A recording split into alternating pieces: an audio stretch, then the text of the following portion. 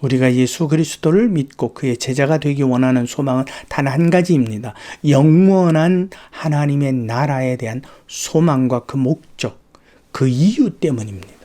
여러분들은 왜 그리스도를 믿으십니까? 왜 그분을 예배합니까?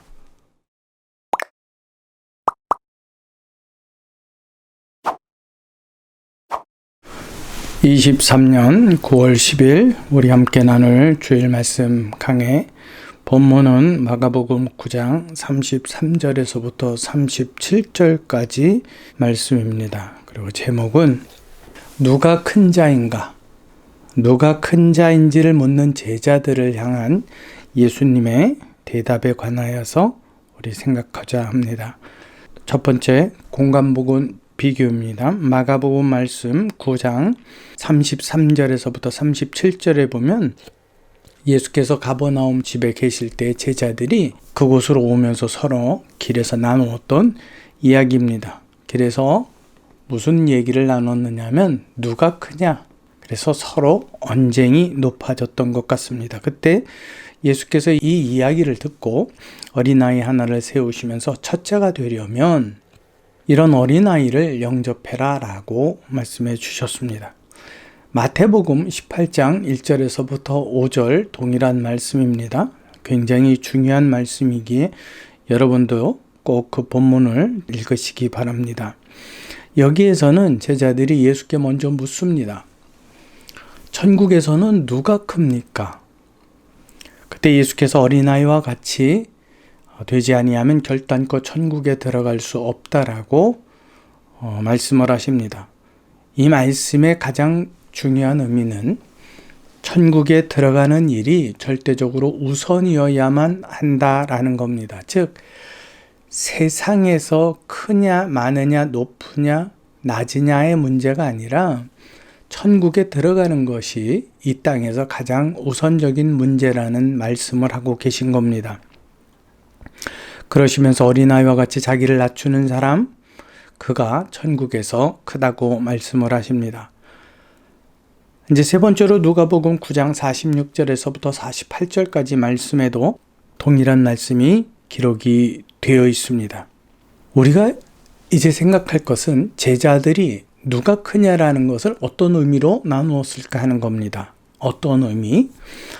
우리 먼저 마태복음 20장 20절에서부터 23절까지 말씀을 보겠습니다. 세베대의 아들의 어머니가 와서 예수께 구하는 겁니다.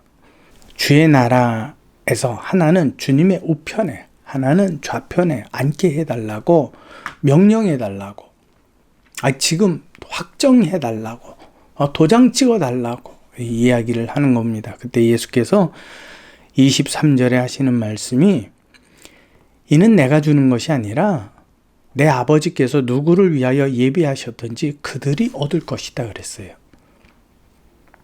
이것은 정해진 자리가 아니라는 겁니다. 즉 주의 나라는 하나님의 나라를 전제하고 있거든요.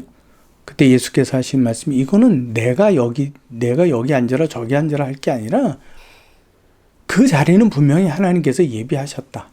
단지 그 자리는 누군가 그 원하는 이가 얻게 될 것이다 라고 말씀을 하신 겁니다. 예수께서 어린아이를 곁에 세우시고 이런 어린아이를 영접하는 가장 낮은 자가 천국에서 가장 큰 자다라고 말씀을 하십니다. 그럼 제자들은 이 큰 자라는 의미를 어떻게 사용을 했었을까요?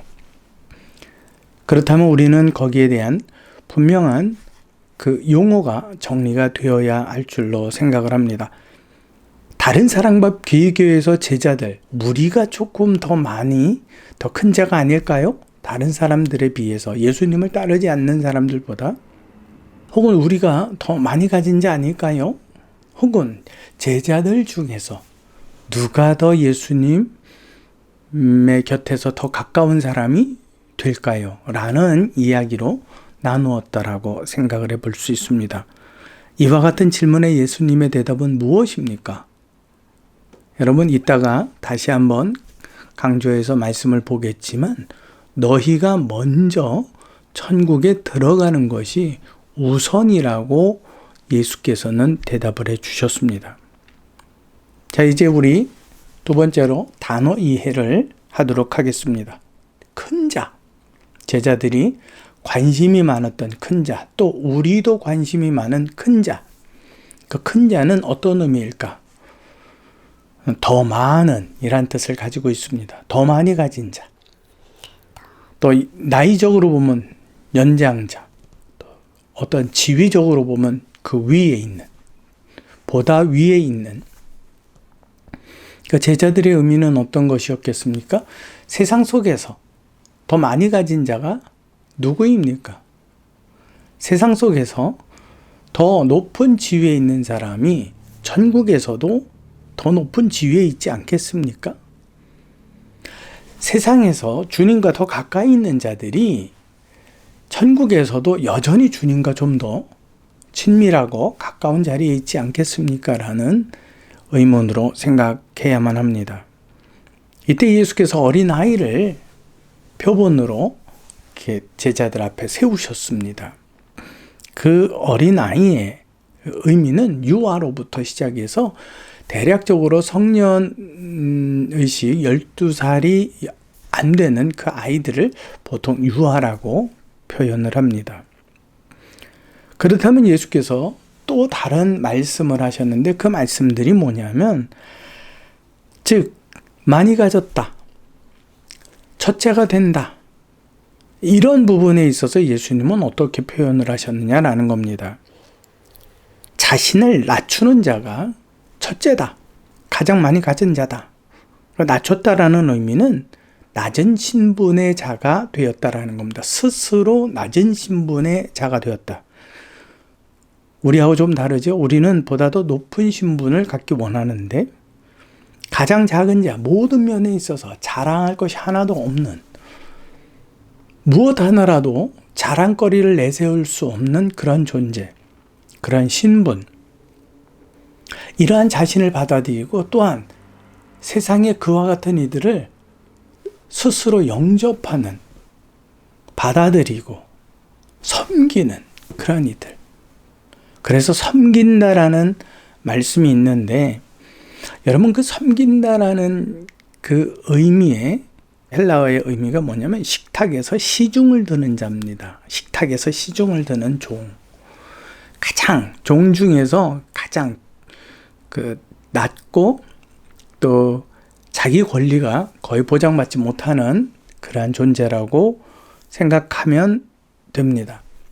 성경에서는 이것이 목사 혹은 집사라는 의미로도 번역이 되어 있습니다. 섬기는 자. 누구를 섬겨요? 어린아이. 어떤 어린아이야? 자기 것이라고 무엇인지 자랑할 것도 없고 자랑할 줄도 모르는 그런 어린아이. 그런 어린아이를 섬기고 그런 아이를 영접하고 그런 아이보다 자신을 더 낮추는 그러한 존재가 천국에 들어가고 또한 천국에서 큰 자라 일컬음을 받을 것이다. 지금 제자들의 질문과 예수님의 대답은 전혀 걸맞지 않는 물음과 대답입니다.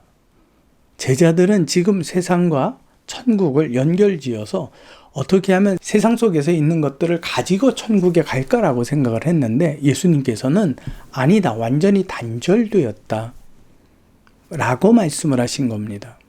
많이 가졌기 때문에 천국 간다? 아니고, 높은 지위에 있기 때문에 천국 간다? 아니고, 다른 사람에게 대접을 받는 위치에 있기 때문에 천국을 간다? 아니다라는 거예요.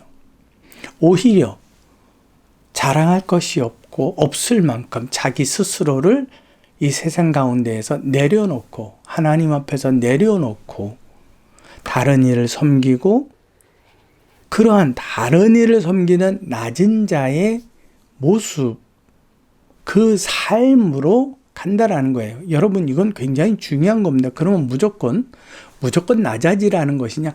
그것이 절대 아닙니다. 예수님의 말씀은 우리가 조금 생각해 봐야만 합니다. 어린아이와 같다? 어린아이는 어떠한 존재입니까? 자기가 세상에서 자랑할 것이 없습니다. 내가 진짜 뭘 가졌는지 어떠한 것이 가치 있는 건지 구분 못합니다. 또 구분하려고 별로 애쓰지도 않습니다. 그저 그냥 자기 손에 있는 것으로 만족하고 행복합니다. 없으면 슬퍼합니다. 그게 아이의 가장 순전하고 순수한 모습입니다. 그들은 누구로부터 대접을 받느냐? 뭐 하느냐? 아무런 의식이 없습니다. 그저 순수한 그 자체입니다. 두 번째로, 이러한 아이들마저도 그들보다 더 낮은 자의 자세로 그들을 섬겨주느냐라는 말씀을 하고 계시는 겁니다. 여러분, 우리는 대체적으로 어떻습니까? 섬기기를 좋아합니까? 입술은 섬기기를 좋아하지만 대접을 받기를 좋아하지요. 그렇죠? 나를 누군가 알아주기를 원하지요. 내가 다른 사람보다 더 많이 가졌다라는 거, 더 지식인이라는 거, 또 내가 다른 사람보다 더 지위적으로 높은 자리에 있다라고 하는 거, 내가 집이 다른 사람보다 더 넓은 평수를 가졌다라는 거, 좋은 차를 가졌다라는 거, 다른 나라를 더 많이 다녀보고 다른 사람들은 못 가본 일들, 그런 곳들을 나는 더 많이 경험해본 아주 뛰어난 엘리트라는 걸 보여주고 싶어. 근데 문제는 그겁니다. 그 자랑이 내가 천국에서도 상을 받을 만한 일이라고 착각한다라는 게 이게 문제입니다. 무슨 말인지 이해가 되십니까? 그것으로 그냥 순수한 마음이 아니라 이것을 통틀어 교인과 내 주변 사람들에게 나의 자랑으로 삼는다라는 거지요. 아이들은 그렇지 않습니다. 결론을 말씀드립니다. 예수님의 말씀. 너희가 천국에서 크냐? 이 세상에서 크고 그들이 천국에서도 크냐? 관심이 많겠지. 근데 문제는 이 세상에서 크기 때문에 천국에서도 크다. 이 세상에서 높은 지위이기 때문에 천국에서도 그럴 것이다. 이 세상에서 예수를 따랐기 때문에 천국에서도 예수님 가까이 있을 것이다. 그런 오해는 하지 말아라. 가장 큰 문제는 너희가 먼저 천국을 들어가야 한다. 아무리 높은 자리에 있으면 뭐하나? 아무리 많은 것을 가졌으면 뭐하나? 아무리 더 많은 것을 누리고 살았으면 뭐하나? 천국에 들어가지 못한다면 아무런 유익이 되지 못한다라는 말씀을 하고 계신 겁니다. 우리는 때때로 이것에 대해서 착각을 합니다. 세상에서 많이 가지고 높은 지위, 내가 풍요롭게 누리는 모든 삶을 하나님께서 내게로 주신 축복이라 생각하고 이것은 내가 믿음이 크고 하나님 안에 인정받았기 때문이라고 생각을 하기 쉽습니다. 그러나 그것과 천국에 들어가는 것은 완전히 다릅니다. 단지 이 세상에서 내가 열심히 사는 대가요, 또 그것에 대한 보상이었을 뿐입니다. 천국에 들어가는 것은 그곳으로 가지 못합니다. 능력으로도 못 가고요. 내가 귀신을 쫓아내고 내가 병을 고치는 능력으로도 못 갑니다. 그것은 오직 믿음으로 가는 나라입니다. 그래서 하나님께서는 이렇게 말씀하십니다. 이는 사람의 능과 힘으로 되는 일이 아니다. 오직 나의 영으로 되는 일이다. 더 이야기를 나누겠습니다. 마태복음 11장 11절과 누가복음 7장 28절에 보면 예수께서 세례 요한에 관하여 제자들에게 설명하신 부분입니다. 마태복음 11장 11절만 읽도록 하겠습니다. 내가 진실로 너희에게 말하노니 여자가 낳은 자 중에 세례 요한보다 큰 이가 일어남이 없도다. 세례 요한이 가장 크다라는 말씀이에요. 어디에서? 세상에서. 그러나 천국에서는 극히 작은 자라도 그보다 크니라. 천국에 들어가냐 못 들어가느냐는 세상에서 크고 낮은 것으로 결정될 일이 아니다라는 말씀을 하고 계신 겁니다. 세례 요한조차도 그가 세상에서는 그처럼 위대한 자로 살았지만 그러한 업적이 그를 천국에 가게 한 거냐 말게 한 거냐는 별개의 문제라는 겁니다. 마태복음 19장 16절에서부터 22절에 보면 부자 청년에 관한 이야기가 나옵니다. 어떤 사람이 예수께 와서 그는 부자였습니다. 내가 어찌하여야 영생을 얻으리까? 이 청년의 의도는 뭡니까? 내가 이 현세 속에서 내가 가지고 있는 이것을 그대로 가지고 영생까지 가고 싶은데 그 방법이 뭡니까? 율법을 지켜라. 다 지켰나이다. 그때 예수께서 하신 말씀이 21절. 예수께서 이르시되 내가 온전하고자 할진대 가서 내 소유를 팔아 가난한 자들에게 주고 그리하면 하늘에서 내 보화가 있으리라. 그리고 와서 나를 따르라 말씀하십니다. 이 말씀은 뭐예요? 세상에 네가 가지고 있는 것으로 천국까지 이어지지 않는다라는 말씀이에요. 별개 문제라는 겁니다. 근데 세상에서 너의 물질에 너가 가지고 있는 소유에 네가 누리고 있는 어떠한 직위와 상황이 네가 매여진다면 너는 천국에 들어가지 못하는 자가 된다라는 거죠. 마가복음 10장 17절에서부터 20절까지 또 누가복음 18장 18절에서 23절까지 동일한 말씀들이 기록이 되어 있습니다. 그 청년은 매우 근심하며 돌아갔습니다. 그러면 성경에서 예수님의 말씀은 부자가 되지 말라는 뜻일까요? 아닙니다. 내가 세상에서 소유되어지고 더 많이 갖고 더 높은 지위에 갖는 것으로 절대 자랑할 것이 아니다라는 말씀을 하고 계시는 겁니다. 그것으로 천국 갈 수 있는 것도 아니고 그것이 천국에서 어떤 영향을 끼치는 것도 아니다라고 말씀하고 계시는 겁니다. 천국에 들어가는 방법이 다르니 천국에 들어가는 방법을 너희는 내 안에서 깨달으라. 그럼 우리는 그렇게 이야기하겠죠. 어떻게 깨닫습니까? 아주 간단한 겁니다. 여러분, 우리가 그 천국에 대한 소망을 가져야 합니다. 영원한 생명에 대한. 그래서 사도 바울 같은 경우는 우리가 이 세상을 살면서 저 영원한 생명을 바라보고 사는데 만약에 그 영원한 세계가 없다면 우리가 가장 불쌍한 자라고. 근데 바울은 굉장히 학식적인 사람이었고 또 믿음 있는 사람이었습니다. 그에게는 확실성이 있었고 삼층천을 오르락내리락하는 사람입니다. 즉 하늘의 세계를 그는 육의 눈으로 보고 내려오는 그러한 사람이었다라는 뜻입니다. 그가 그처럼 확실성 없는 일을 무모하게 진행을 했을까라는 거죠. 그렇지 않습니다. 그는 분명히 확신했었습니다. 그래서 바울은 현세가 아니라 하나님의 나라, 영원한 세계에 대한 그의 소망과 목적을 가지고 믿음 생활을 한 사람이었습니다. 우리는 부하고 높은 지위에 관한 문제의식을 내 믿음과 연결시키려고 하고 또 영원한 생명과 연결시키려고 합니다. 그것이 문제입니다. 하나님의 나라는 이 땅에 속해 있지 않기 때문에 이 땅의 어떠한 것으로도 증명될 수도 없고 어떠한 것으로도 영향을 받을 수 없습니다. 단절입니다. 그 나라는 오직 믿음으로만 가는 겁니다. 그렇다면 우리가 어떻게 바울처럼 영원한 하나님의 영원한 생명에 대한 소망을 갖습니까? 그건 오로지 하나님의 영, 성령을 통해서만 내 안에 그 소망이 생기게 됩니다. 믿음이 자라게 됩니다. 믿습니다 한다고 믿어지는 것이 아닙니다. 아직 제자들에게 있어서는 성령이 그들에게 임하지 아니하였기 때문에 이 소망이 없고 오직 그들이 보고 생각할 수 있는 현세가 다였습니다. 그래서 이 세상 가운데에 많이 가진 것에 대하여 높은 지위에 있는 것에 대하여 그들이 고민하고 있었습니다. 그러나 그들에게 성령의 임재 사건이 있고 난 이후에 그들의 모든 생각은 다 바뀌어 버렸습니다. 그래서 어떻게 합니까? 자기 생명을 내어주고도 복음을 전하고 그리스도의 다시 오심을 그들은 끝없이 전하게 되는 것입니다.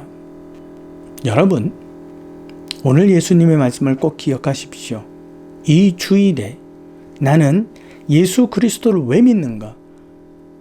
더 많은 것을 누리기 위해서 아니면 더 높은 지위에 살기 위해서 더 풍요로운 삶을 위하여서 아닙니다. 우리가 예수 그리스도를 믿고 그의 제자가 되기 원하는 소망은 단 한 가지입니다. 영원한 하나님의 나라에 대한 소망과 그 목적, 그 이유 때문입니다. 여러분들은 왜 그리스도를 믿으십니까? 왜 그분을 예배합니까? 여기에 대한 우리의 생각이 제자들과 다르고 오히려 예수 그리스도의 말씀에 비추어 내 삶이 영원한 생명의 소망을 갖기를, 성령 안에서 그 소망의 꿈이 날로 더 커지기를, 그래서 사도 바울의 표현처럼 우리의 육신은 이 땅에서 날로 쇠하나 우리의 영혼은 날로 강성해져 가는 그러한 믿음의 저와 여러분들이 되시기를 진심으로 소망합니다.